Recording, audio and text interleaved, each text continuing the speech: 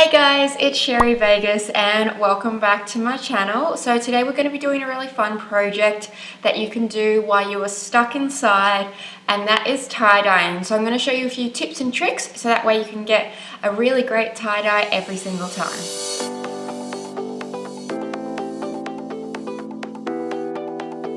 You're going to need a few items to get started. The first one is a tie-dye kit. I got this off my Amazon store, and it's just going to make your life a lot easier if you buy them pre-made up, and this wasn't that expensive at all, and there are 12 different colors in this, so that way I don't have to make any like custom blends, so that way it keeps it nice and simple. Items that you're going to tie-dye, I've got a few different things. I've got a calico apron, and it's just because I need a new apron because my other one is covered in resin. And then I have got just a little fabric bag, just plain and simple little tote bag that's white. And then I've got some old shirts. These are old white shirts that have got stains on them, so I thought it would be great to kind of revamp them and tie-dye them so that way I don't have to chuck them out. So I've got two just old white t-shirts, one bag, and one apron that I'm going to be dyeing today. Some plastic gloves, just because the dye can stain your hands. It will come off eventually, but for about 24 hours you're going to have rainbow colored hands. So just make sure you've got some gloves. And then rubber bands. So you're going to need quite a lot of those. I just bought a pack of rubber bands and they're super cheap. You can get them from like your grocery stores or from craft supply places, but you're going to need a lot of them.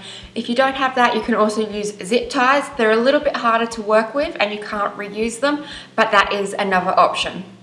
And the last two items that do come in handy is a drying rack and some plastic bags.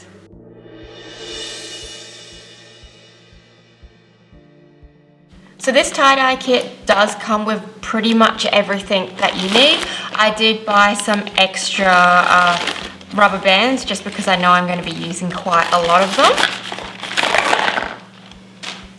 So I've got a really great variety of colors. There's 12 in this, and then it does come with some rubber bands as well, a plastic sheet, and some disposable gloves if you don't have your own. So the first thing you want to do is protect your surface because tie-dyeing is messy and you don't want to make a mess. Step number 2 is wet all of your items to begin with.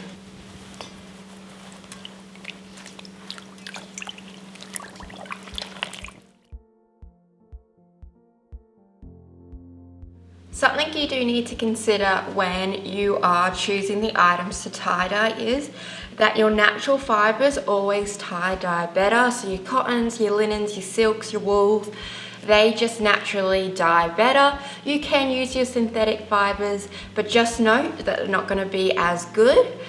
Also, another thing to think about is if you're using brand new items, just give them a wash before you do go to tie-dye them. A lot of the time they'll have chemicals from when they were manufactured, and that can affect the way that the dye is going to adhere to your items. So just make sure you give everything a wash before you do decide to tie-dye it.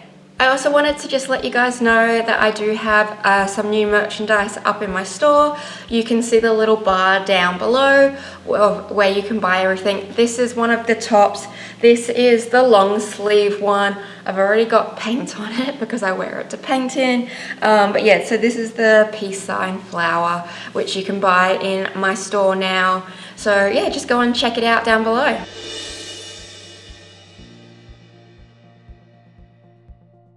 This next step is super simple. All you need to do is just fill right up to that line with water.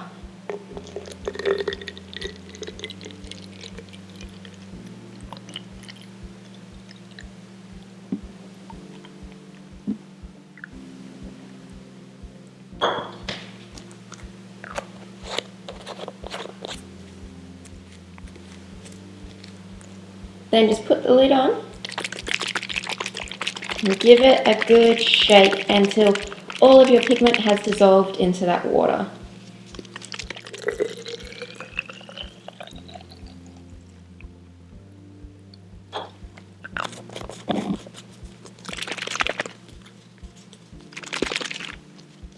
Sometimes you do get a little bit of pigment just sitting down at the bottom, so make sure you do get that to dissolve in with the rest of the water. I've got all the colours that I'm going to be using today mixed up. I'm using the pink, purple, a light blue, navy blue and the yellow. I just wanted to point out to just think a little bit about colour theory when you are choosing your colours. If you're going to be mixing a red and a blue together, where they meet, you're going to be getting purple. So that's just something to think about when you are picking your colours, because they will be overlapping in certain areas. I would not recommend using orange, green and purple together, because generally this, when they are mixed together, just makes brown. So that's just something to consider when you are picking your colours, is how they're going to blend together when they do meet in those certain areas.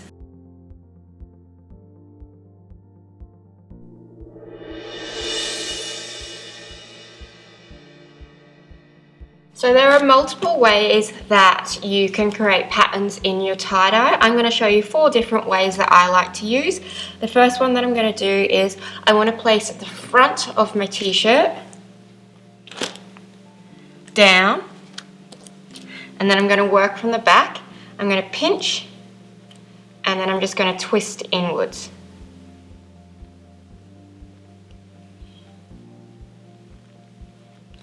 And I'm going to try and get this nice and tight.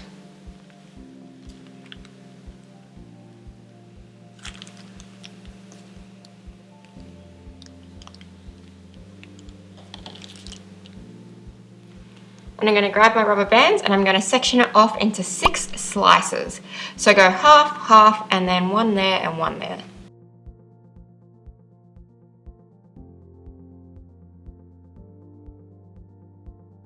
So just like that, and now I've got my 6 little slices that I'm going to be sectioning off.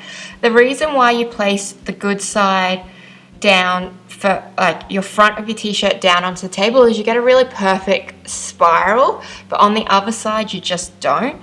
So that's why you want to place the front of your t-shirt onto the table. For this shirt, I've decided I'm going to use 3 colours and I'm going to alternate them, so they should repeat twice. You want to put a good amount of colour, but you do not want to oversaturate it. If you can see a lot of dye coming back up, it just means you've put too much on, and that can cause it to bleed and lose that really cool tie-dye effect.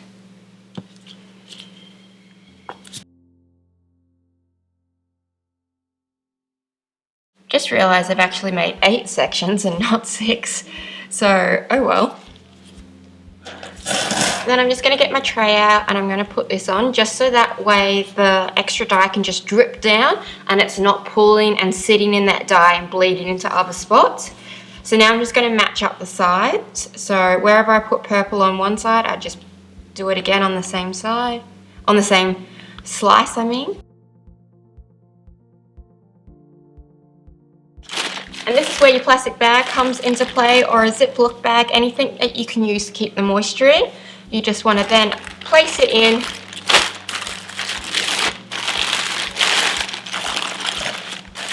and leave it to sit for around 6 to 8 hours. And as you can see, there was quite a lot of dye that pulled, and that would have maybe spread into a colour or a little slice of my wrap that I didn't want it to do. So that's why these little trays are super helpful when you are doing your tie-dyeing.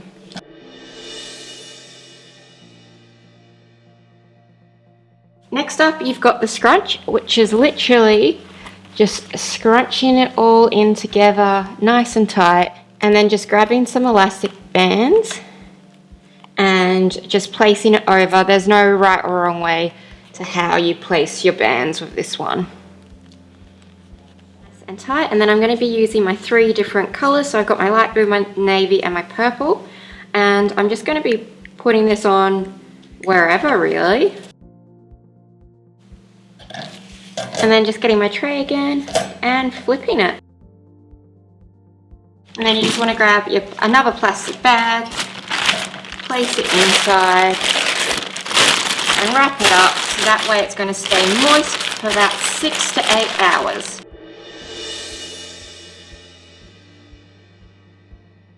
Now we have the roll. So you just want to grab your piece and just start rolling it nice and tight. And you can either do this lengthways or widthways, just depending on where you want your pattern to be going. So just keep it really tight as you roll it up. You can also use like a piece of wood dowel and put that in the center and roll it around, kind of like wrapping paper. So now I'm just going to use smaller elastic bands because I need this to be quite tight, so you might have to go twice around if it's not tight enough. And you're just going to be going along, and every so often, however big width you want, you can have them really close or really spaced apart.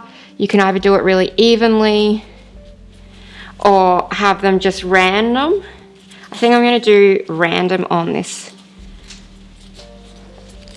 So for this one, I would recommend using zip ties, because that way you're not trying to pull the elastic band around again and again. And zip ties can get really tight. You can tighten them quite well. For this one, I'm just going to stick to 2 colors and I'm going to alternate them through. And then once again, just flip it over and I'm just going to match them up.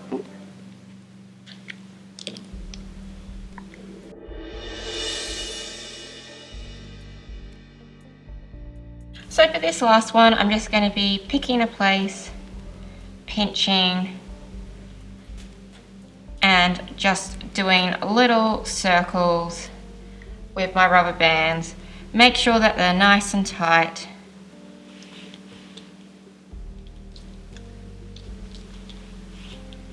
And then doing another ring, so pinching it up again. And then again, and creating as many rings as you want for each sort of circle. Here, just also to think about your placement of where you want your circles to go. So I might do one on the shoulder.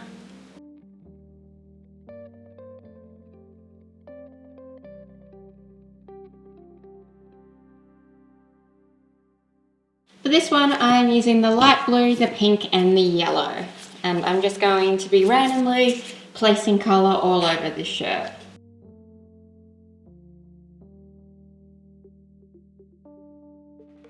I'm not going to put too much colour on the back because I want to still have a bit of white coming through this, but I am just going to put a little bit.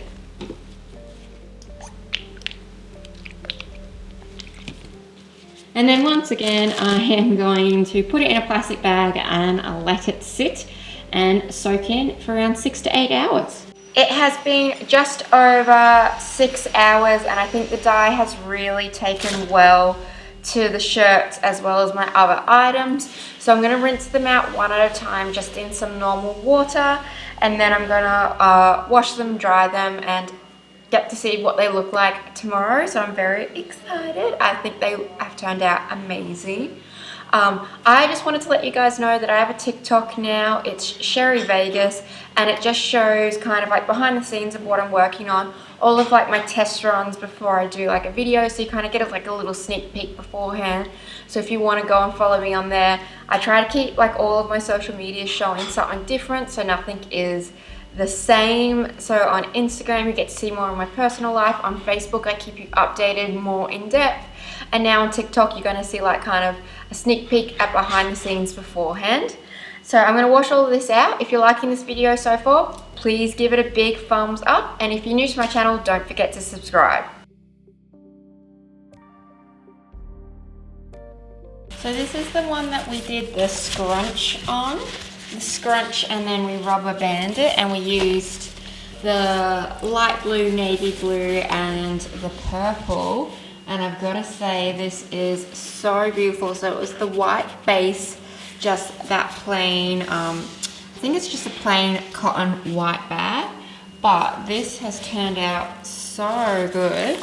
I've just given all of these a good rinse off, and I thought I would show you them before I put them in the wash.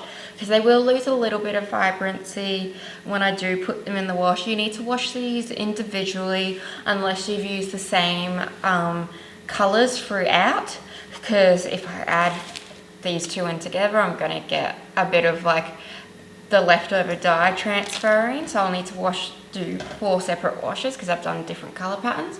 So this was the spiral that we twisted up and then put rubber bands around, and that's the front, that's the back. I think that turned out really awesome.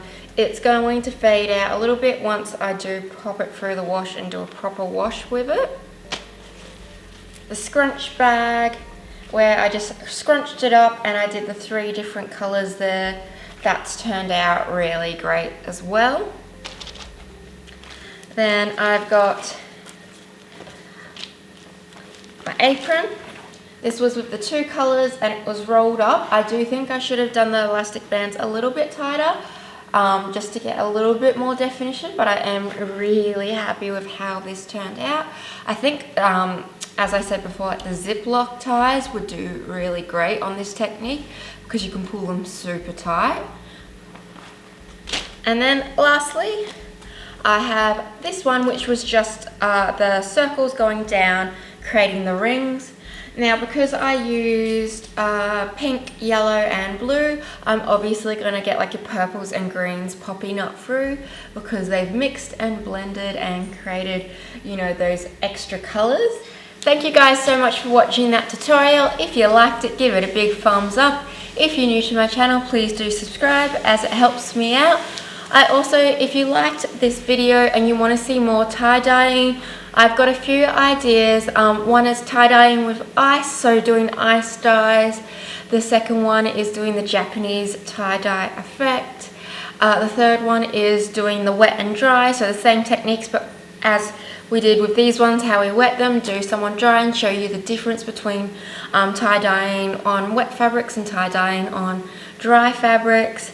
And what was the last idea? Oh, bleach tie-dyeing, where you get already coloured shirts and then bleach them and tie-dye that way. So if you want to see any of those tutorials, let me know in the comments below which one you want to see and I'll do that one next. Thank you guys so much for watching.